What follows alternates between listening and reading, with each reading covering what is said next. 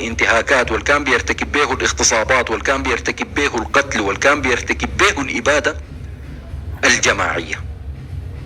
كبر موسى هلال عسكريا وأمنيا وهو أصلا كبير اجتماعيا، هو بيقيف على أرضية اجتماعية صلبة تماما كواحد من الأعيان بتاع المنطقة، والنفوذ الاجتماعي والقبلي بتاع موسى هلال كان بيتجاوز مجرد انه هو قائد لمجموعة عربية او ناظر لمجموعة عربية، بل كان بيشمل الحاجة دي امتداد بيتجاوز السودان وحدود السودان. ده موسى هلال مقعد زي ما بقولوا، زول له إرث كبير جدا، كان بيقيف عليه إرث اجتماعي، عزز له الإرث ده نظام المؤتمر الوطني بالسلاح وبالمال وبغيره، بقى امبراطورية امنية وبقى امبراطورية عسكرية بالاضافة للرصيد الاجتماعي بتاعه. المشكلة الاساسية اللي حصلت بين نظام الجبهة الاسلامية وبين موسى هلال المحكمة الجنائية الدولية بعد ما حصلت الجرائم الغير مسبوقة في دارفور،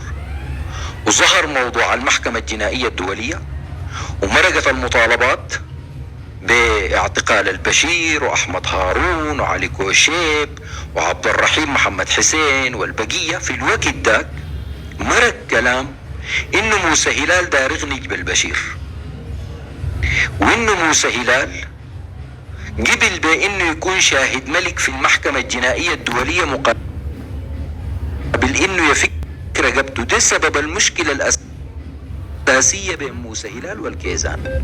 هنا بدت المشكلة بين البشير وبين موسى هلال. والوقت ده كانت طلعت الشائعات انه في طيارة بتاعت هليكوبتر امريكية هبطت في مستريحة وعقدت اتفاق معين مع موسى هلال، وانه موسى هلال هيدردق البشير للتسليم، والبشير كان عايش حالة نفسية سيئة جدا. القصة بتاعت الطيارة بتاعته اللي كانت لافة في الجو، الرحلة بتاعت جنوب افريقيا الى اخره. هنا بدت المشكلة بين موسى هلال وبين نظام البشير. نظام البشير قام عمل شنو؟ عبر الاستخبارات العسكرية وتحديدا عبر عوض ابن عوف قاموا قصقصوا جناحات موسى هلال قبل ما يضربوا. دي الضربة الأولى اللي اتعرض لها موسى هلال. سحبوا قيادات موسى هلال الكبار وجابوهم الخرطوم، واجتمعوا بالقيادات بتاعت موسى هلال. اعتقد كان منهم النور قبة وسعد سركول. القيادات جابوهم الخرطوم. قام بالعملية ده عوض بن عوف، عقد معاهم اجتماعات ووصل معاهم لتسويات، قال لهم انه موسى هلال ده بقى بوجه سلاحه ضد الدولة، ونحن دايرين نعالج امركم، يا اما تندمجوا في الدعم السريع تبقوا جزء من الدعم السريع، يا اما تكونوا حليف للقوات المسلحة السودانية في الصيغة بتاعت حرس الحدود. قبلوا الناس ديل بالموضوع ده ودفعوا لهم قصاد الحاجة دي طبعا قروش كبيرة جدا. والنتيجة كانت انه موسى هلال بقى بدون أزرع، بقى قاعد موسى هلال في مستريحة وهو فقد الأزرع الأساسية بتاعته. في اللحظة دي رسلوا حميدتي عمل المجزرة الأولى بتاعت مستريحة 2017. دخل حميدتي مستريحة 2017 واستباح بالكامل، اعتقل موسى هلال بالشكل المهين. كلكم شفتوا الصور بتاعته، في ناس الآن نشروا الصور من أول جديد. وجابوا موسى هلال في مطار الخرطوم، سلموه للبشير.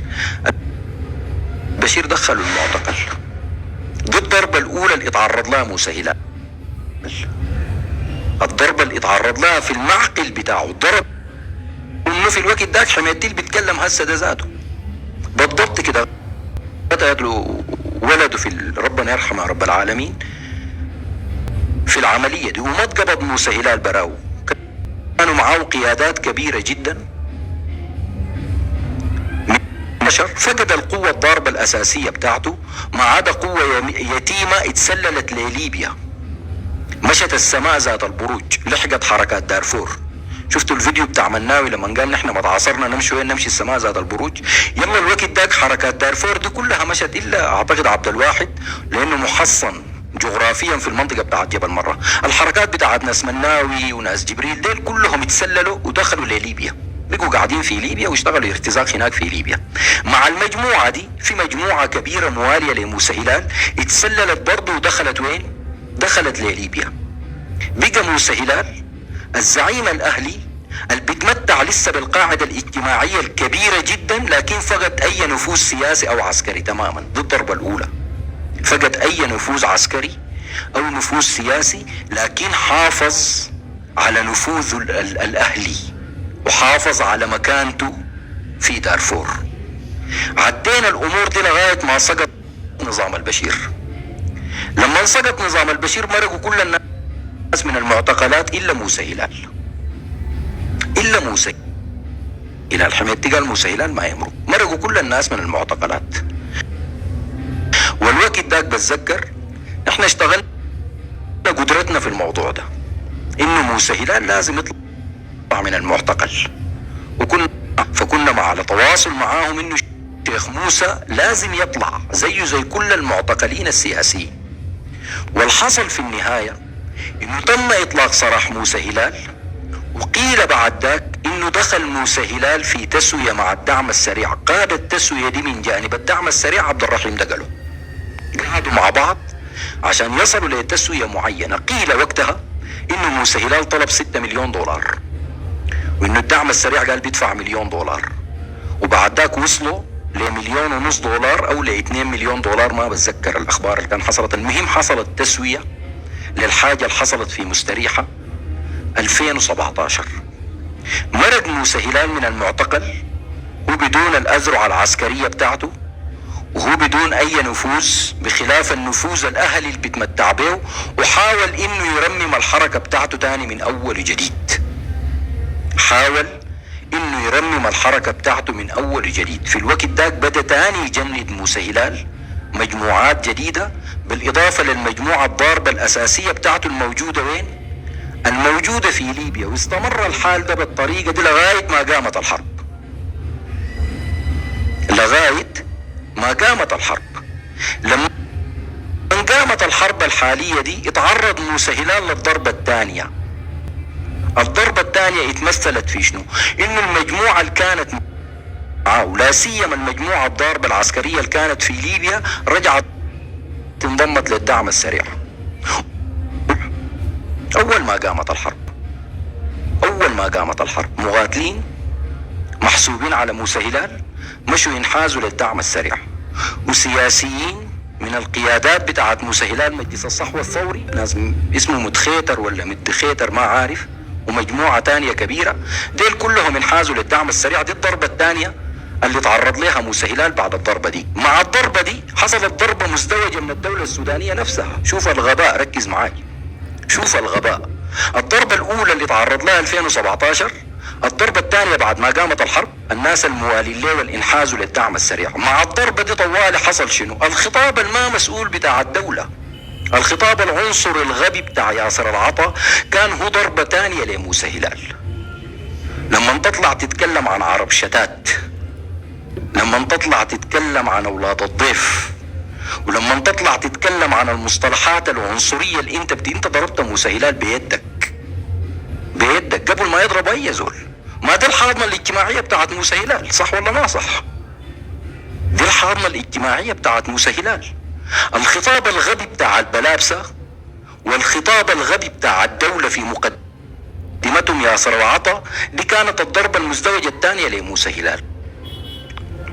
موسى هلال ما فضل له غير وضعه الاجتماعي، فقد وضعه الاجتماعي بالخطاب المسؤول ده، فقد وضعه الاجتماعي. بقت الحاضنة الاجتماعية بتاعته بتعاين له كده بانه انت ما سامع الناس زي اللي بيقولوا شنو، ليه ما دار تاخد موقف؟ ليه ما دار تاخد موقف ضد الناس دي؟ والوقت داك موسى هلال محافظ على الحياد بتاعه، انا لا مع ديل ولا مع ديل، لكن دي الضربة الحقيقية اللي ما في زول هيتكلم عنها. دي الضربة اللي ما في زول هيتكلم عنها. انت عزلت موسى هلال من محيطه بخطابك الغبي كبلبوس وكياسر عطا، خطابك العنصري وخطابك الجهوي أفقد موسى هلال الأرضية اللي كان بيقيف عليها كزعيم أهلي. بقت الحاضنة بتاعته بتعاين له بعدم تقدير، بقت الحاضنة بتاعته بتعاين له بعدم احترام. بعد الضربتين الاثنين ديل تجي الضربة الثالثة المباشرة اللي حصلت قبل أيام، دخول الدعم السريع لمستريحة. دخول الدعم السريع لمستريحة، ودخول الدعم السريع لمستريحة لازم الناس تقيف فيه. موسى هلال ايا كان رايك فيه، ده راجل ما هين، راجل ما هين، الراجل ده داهية بمعنى الكلمة. فما ممكن موسى هلال يدخل نفسه في المعمعة دي وهو ما عنده طريقة يدافع عن نفسه وما عنده طريقة يدافع عن أهله ومنطقته، وعارف تماما إنه ما في توازن قوة. مهما كانت القوة الموجودة وقتها في مستريحة ما هتقدر تجيب قصاد الدعم السريع. خلي تحالف تأسيس بقواته كلها. دفع موسى هلال لأنه يطلع يقول بيانه الأخير الطلع قالوا ده. الدفع موسى هلال انه يطلع يقول بيانه الاخير اللي قاله ده انه كان عارف تماما الناس دي مسألة زمن وداخلين مستريحة. كان عارف تماما انه مسألة زمن والناس دي داخلين مستريحة. ليه الكلام ده؟